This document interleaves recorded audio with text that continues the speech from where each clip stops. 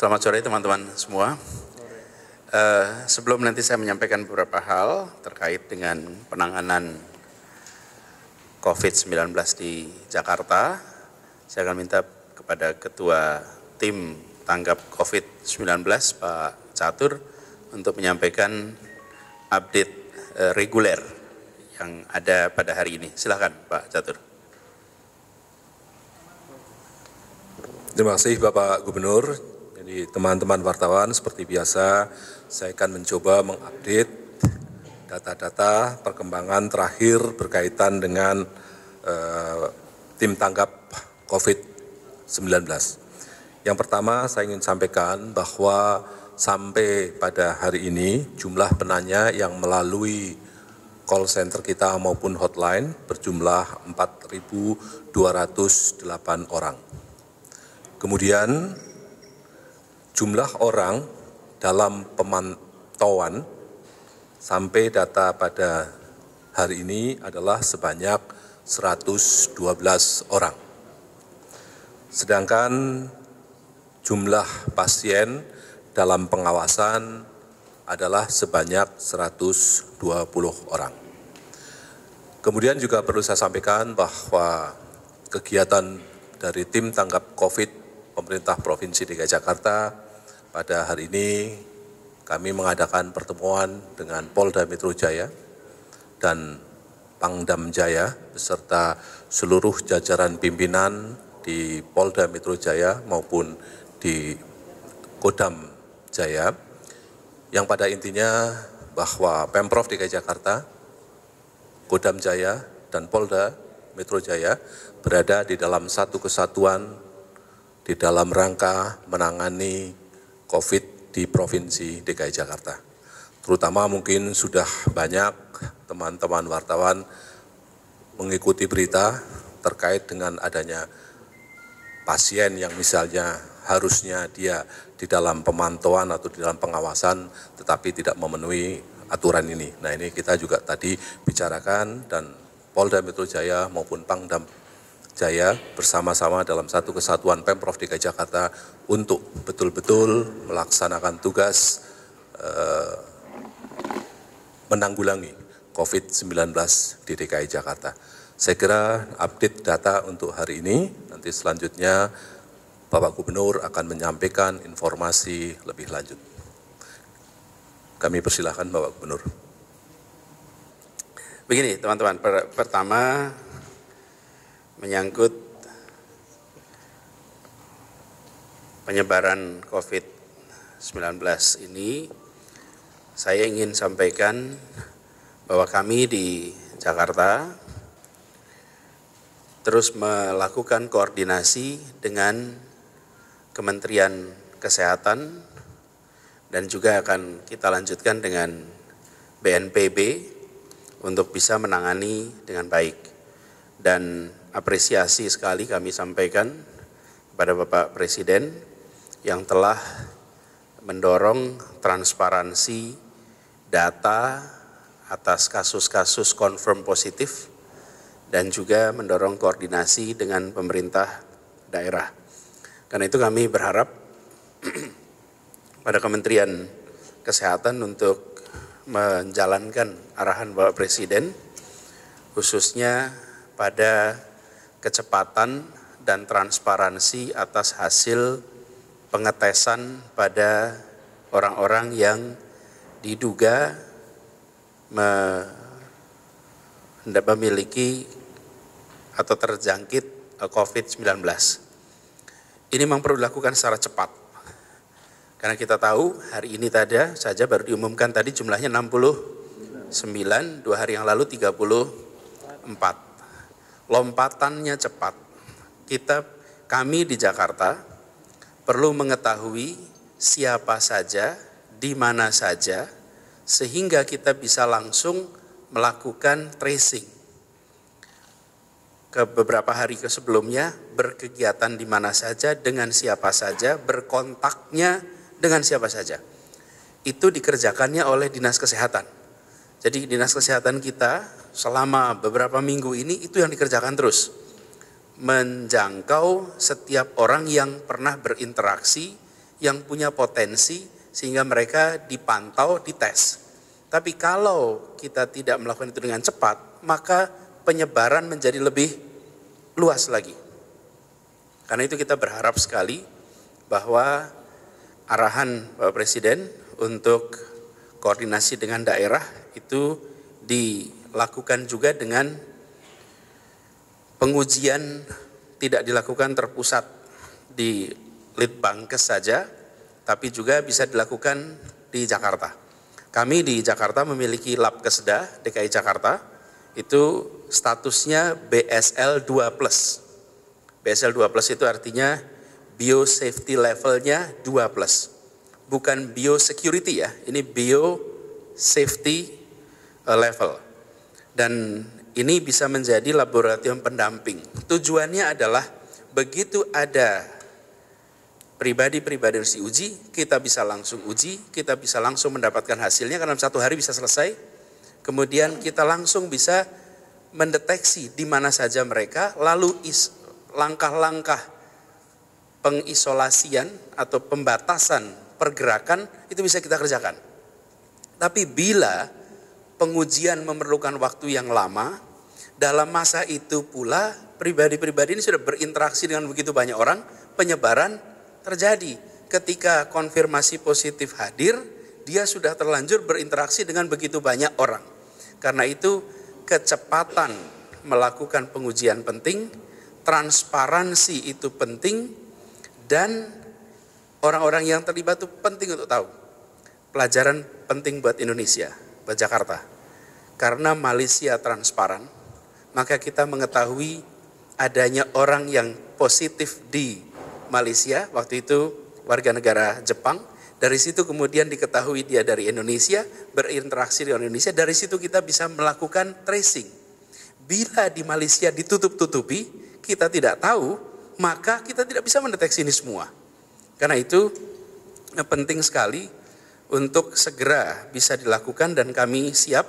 Saya sudah mengirimkan surat kepada Menteri Kesehatan untuk ini, kita lagi menunggu keputusannya. Dan juga di Jakarta ada 2 lagi, ada Eijkman dan juga lab mikrobiologi Fakultas Kedokteran. Kami berharap 3-3 bisa dipakai. Kenapa? Karena jumlah terbanyak dari yang confirm positif itu ada di Jakarta. Coba ditunjukkan teman-teman. Ini adalah sebaran kasus-kasus yang sekarang sedang diperiksa. Baik yang positif COVID-19 maupun yang sedang menunggu hasil. Sebarannya cukup luas. Beberapa hari yang lalu baru menyebar di wilayah selatan. Hari ini sudah menyebar di semua tempat. Kita tidak punya cukup waktu untuk menunggu. Kita memiliki kewajiban melindungi semua, karena itu penting sekali bagi kita untuk bergerak cepat dan lebih cepat. Karena itu akses untuk menguji harus dilakukan, transparansi harus ada, dari situ perlindungan bisa dilakukan. Tanpa kecepatan, tanpa transparansi, kita sulit sekali untuk bisa mencegah terjadinya penularan. Bapak Ibu sekalian, teman-teman yang saya hormati, langkah-langkah yang akan dilakukan Jakarta di hari-hari ke depan. Ini semua dalam kerangka melakukan yang biasa disebut sebagai social distancing measure. Dan social distancing measure ini sudah menjadi terminologi baku dalam persoalan COVID-19. Kami menyadari social distancing measure ini makin efektif bila kita mengetahui di mana saja orang-orang yang confirm positif COVID-19. Nah, mulai hari Sabtu Minggu besok, sudah bisa di off-kan ini. Mulai hari Sabtu Minggu besok, ini dari gambaran ini sudah terbayang teman-teman, bahwa kita hampir semua kecamatan ada kasus sekarang. Maka saya akan sampaikan kepada seluruh masyarakat Jakarta untuk memprioritaskan kegiatan di rumah dan di pemukiman sekitar. Kurangi kegiatan di tempat-tempat yang ramai. sebisa mungkin membatasi interaksi dengan kerumunan, dengan orang-orang banyak, tapi sebisa mungkin berkegiatan secara lebih terbatas. Ini dilakukan untuk mencegah kemungkinan terburuk penularan. Jakarta tidak melakukan lockdown, tetapi Jakarta meminta kepada seluruh warganya, kami memberikan seruan kepada seluruh masyarakat, sebisa mungkin mengurangi kegiatan di luar rumah, kecuali yang urgen. Belanja kebutuhan pokok, harus ada periksa medis, atau kebutuhan-kebutuhan penting lainnya. Bila tidak penting, bila tidak produktif, di rumah dulu. Ini perlu dilakukan untuk mencegah penularan. Lalu semua destinasi wisata dan tempat hiburan milik Pemprov DKI Jakarta akan ditutup selama 2 minggu ke depan. Transportasi umum tetap berjalan, HBKB atau Car Free Day ditiadakan 2 minggu ke depan. Itu artinya kalau kegiatan tempat wisata, Ancol tutup, Ragunan tutup, Monas tutup, museum yang dipegang oleh DKI tutup. Tujuannya apa? Meminimalkan kegiatan warga di ruang-ruang terbuka yang penuh dengan warga. Lalu pelayanan masyarakat tetap jalan seperti biasa, baik kelurahan, kecamatan, kemudian kantor wali kota, balai kota, puskesmas, rumah sakit, semua berjalan seperti biasa. Lalu kita juga sudah menyiapkan protokol untuk acara-acara di perkantoran, di perumahan, kegiatan-kegiatan ibadah keagamaan, protokol-protokolnya kami siapkan dan kami akan sebarkan kepada seluruh masyarakat.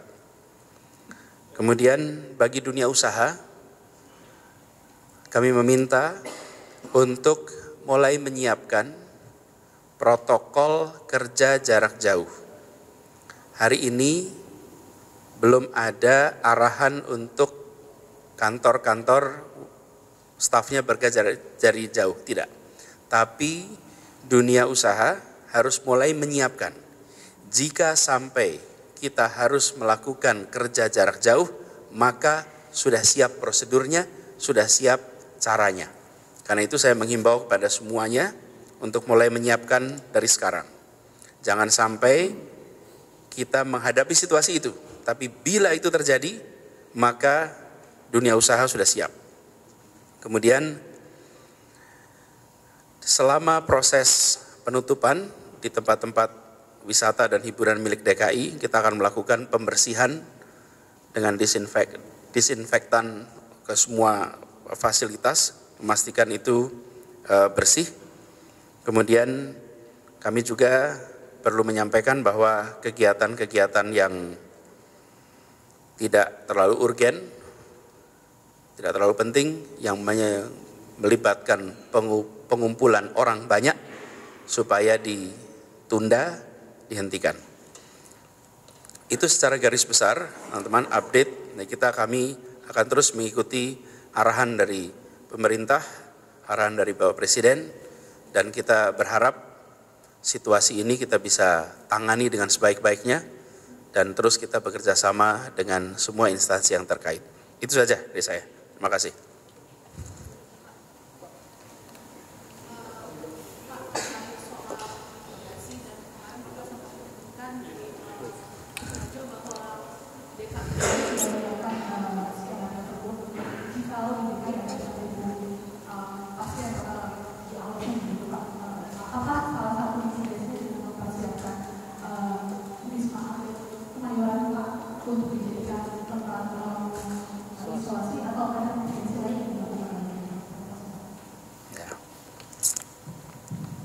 Ada lagi? Pak, kemarin ada dibahas soal skala simulasi untuk kasus sampai 6.000 kasus. Nah, itu simulasinya seperti apa supaya yang disiapkan oleh DKI?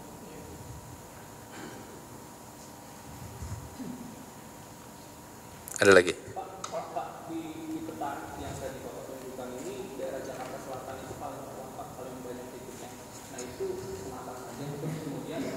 Selanjutnya data dan gambaran itu akan ditampilkan positif juga Pak di web Corona Jakarta atau juga kemarin kan kalau di undang-undang kesehatan kan juga mendapat jaminan supaya itu bisa. Ya, ya, yes.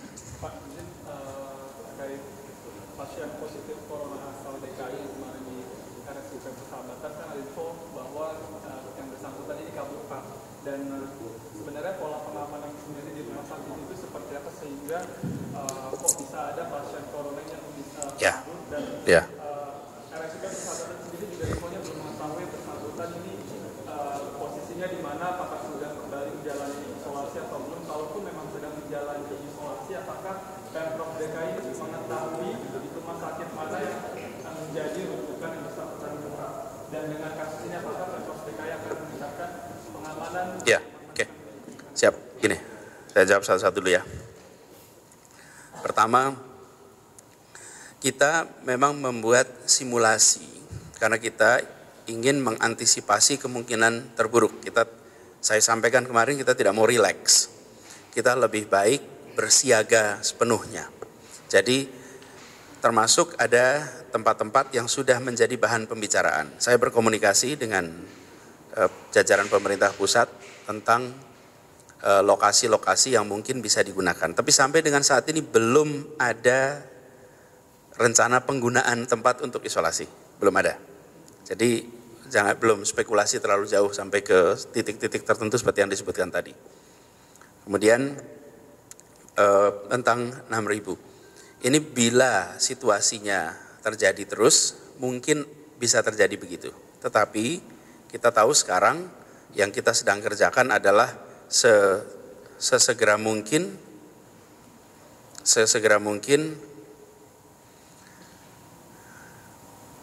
mendapatkan informasi tentang orang-orang yang confirm positif sehingga kita bisa melokalisir supaya tidak mencapai angka yang tadi disebutkan.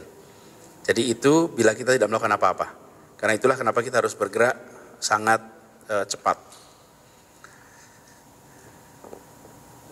Dari statistik yang ada, penularan yang tercepat adalah lewat kontak.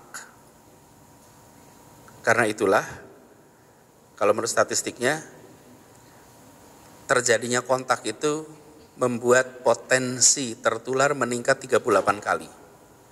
Lebih tinggi daripada yang tidak melakukan kontak langsung.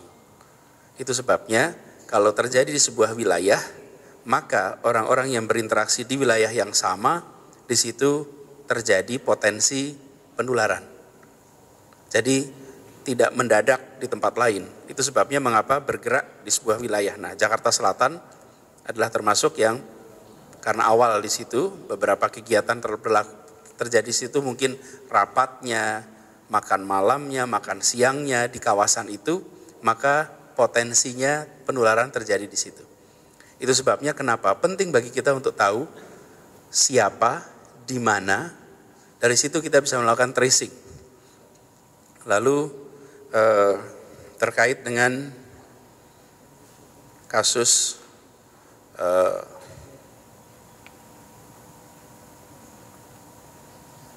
pasien di Rumah Sakit Persahabatan, mengenai detailnya biar nanti rumah sakit saja yang menjelaskan. Tapi dari sisi kita, kami di Pemprov DKI Jakarta banyak sekali cerita-cerita tentang bagaimana sulitnya mengajak yang sudah masuk dalam daftar orang dalam pengawasan untuk mau ke rumah sakit. Itu ceritanya banyak sekali. Karena itu saya menghimbau kepada semua bahwa kalau diduga memiliki potensi COVID-19, itu jangan merasa ini aib. Ini justru orang-orang yang akrab itu mudah tertular. Sering berpeluk, sering menyapa, bersalaman. Jadi ini bukan sesuatu yang negatif, tidak. Jadi banyak petugas-petugas kita itu mengalami kesulitan ketika meyakinkan untuk membawa ke rumah sakit. Ceritanya banyak sekali. Karena itulah kita melihat angkanya tinggi, kemudian resistensinya kadang-kadang ada, dan kami merasa sebagian dari mereka merasa kesulitan untuk mau mengikuti prosedur karantina karena takut kehilangan pekerjaan. Itu sebabnya kami di Jakarta ambil kebijakan tidak potong TKD, dan kemarin saya sampaikan kepada dunia usaha, bantu menyelamatkan Jakarta dan Indonesia dengan cara tidak memotong gaji karyawan yang diduga mengidap COVID-19 supaya dia mau ikut karantina. Itu salah satu masalah yang kita hadapi. Jadi kita berharap ini bisa kita selesaikan dengan sesegera mungkin. Nah, jadi pesan paling utama bagi seluruh masyarakat Jakarta hari ini adalah lakukan social distancing measure. Lakukan itu. Kegiatan jaraknya dilakukan. Harus ada jarak. Mungkin sekitar 1 meter antar orang. Kemudian kalau ada pertemuan, hindari bersalaman, jabat tangan, apalagi berpeluk dan bergandengan tangan, kurangi itu. Karena potensi penularannya tinggi lewat kontak tubuh. Lalu tempat-tempat yang punya resiko tinggi hindari. Begitu ya.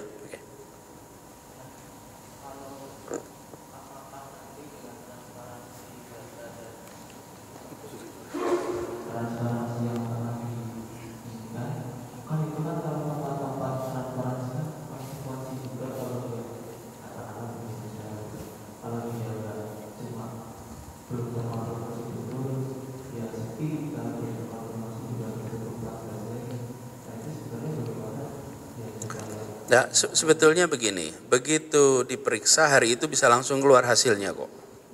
Hasil pemeriksaan tidak perlu nunggu belasan hari. Asal mau langsung diumumkan. Langsung diterima, langsung diproses, langsung diumumkan. Karena itulah kalau kita belajar di banyak tempat, kuncinya menyelamatkan adalah melakukan testing pada sebanyak orang yang dicurigai. Lalu mereka yang dicurigai atau diduga mau melakukan karantina secara sukarela. Itu cara paling aman, karena inilah yang harus kita lakukan, mencegah penularan. Nah, soal transparansi ini penting, teman-teman. Tujuannya sederhana, supaya pemerintah daerah di seluruh wilayah yang terindikasi ada kasus COVID bisa bertindak. Kami tidak bisa bertindak bila kami tidak tahu hasil pemeriksaannya. Dan kami baru bisa bertindak begitu dapat informasinya. Itu sebabnya kalau kami nanti bisa melakukan di Labkesda, maka setiap potensi bisa kami cek, langsung kita tindak lanjut. Berarti DKI selama ini belum mengetahui rincian soal berapa banyak dan di mana sajanya ya Pak? Bukan, kita mengetahui tapi ada delay. Problemnya bukan tidak tahu, tahu tapi ada delay. Kita kirimkan sampelnya, ada proses, tunggu hasil. Nah, selama masa tunggu itu, yang bersangkutan berinteraksi ke sana sini. Kita tidak punya dasar untuk mengatakan Anda jangan pergi-pergi gitu. Ini orang dalam pemantauan nih. Begitu positif, baru kita bisa lakukan langkah yang lebih tegas. Itu sebabnya bila kita lakukan testing atau testing cepat, kita langsung bertindak cepat. Gitu ya. Yuk, terakhir.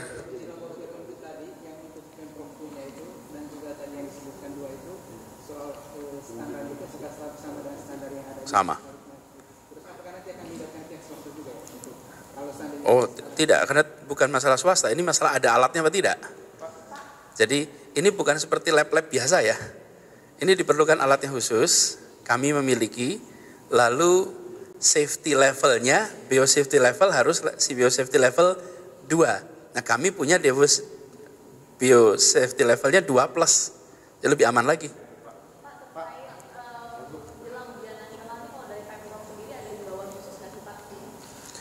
Yang penting justru pada mereka yang tidak melakukan atau tidak ikut UN, untuk tinggal di rumah. Jangan yang tidak ikut ujian nasional, justru lebih banyak berkeliaran di luar karena potensi tertular. Pak, menindaklanjuti yang tadi Pak, DKI punya alat atau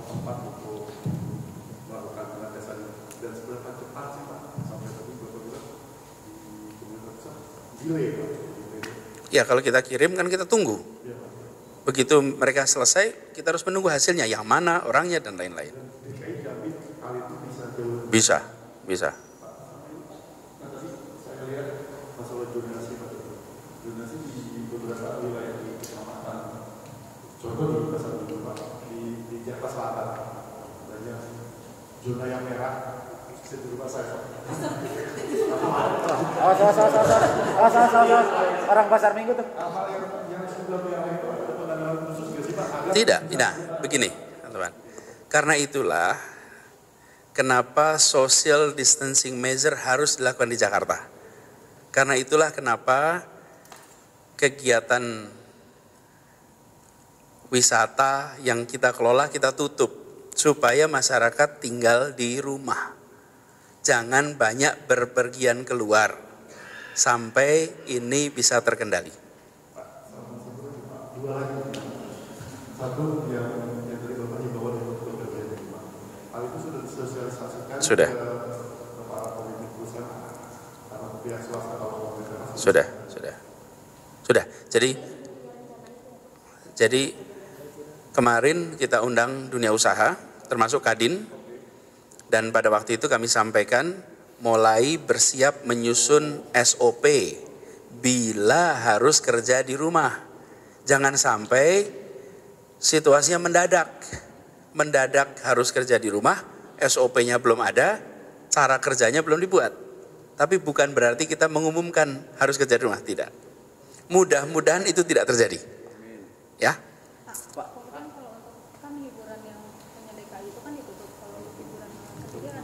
Kami menganjurkan, tapi kami tidak bisa, pada fase ini kita tidak melakukan pemaksaan.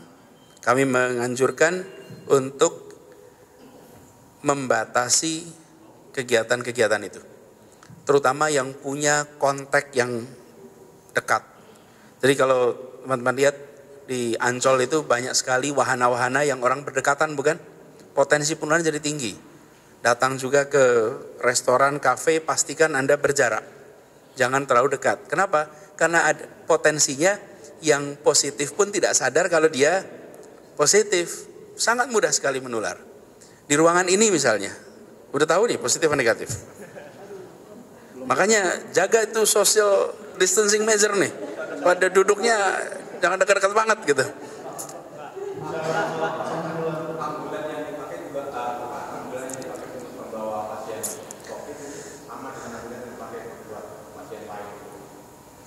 Secara prinsip sama, tapi setelah dia membawa pasien sampai ke fasilitas, maka ambulans itu akan dilakukan proses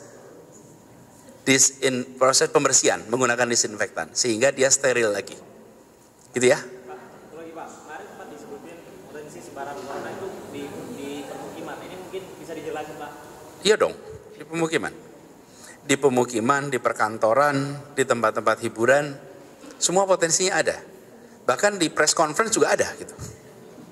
Iya. Kan ini kan masalahnya bukan masalah apa-apa.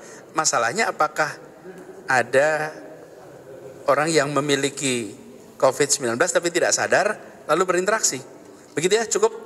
Sampai sekarang Pak, untuk pendidikan sampai sekarang belum ada Belum ada.